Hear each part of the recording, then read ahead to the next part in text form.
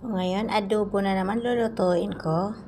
Adobo si Kumare ngayon. Mag-adobo siya ng manok. Ito, ready na itong manok ko. Nakakat na. Ngayon, unahin ko pag-isa ang sibuyas kasi malalaki kasi ito.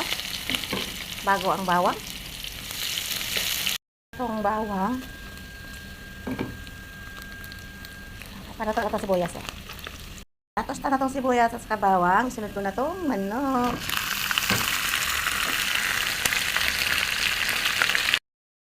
O, ngayon, lalagyan natin siya ng mga pangpalasa. Toyo, 2 kutsara lang. Sunod tayong oyster sauce.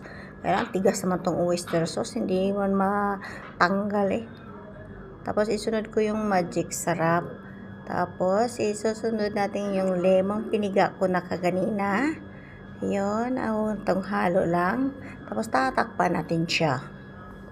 Yan, titingnan natin.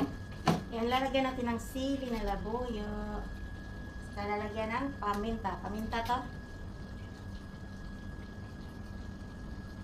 Lalagyan mo siya ng 7-up para hindi na natin maglagay ng asukal. 7-up na lang. Para rin mabilis lumambot. Tapos tatakpan natin siya ulit.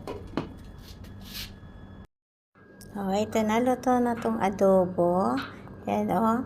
Sa itsura pa lang. Ang sarap-sarap na niya. At saka ang bango-bango pa. Maka-only rice ka na naman dito.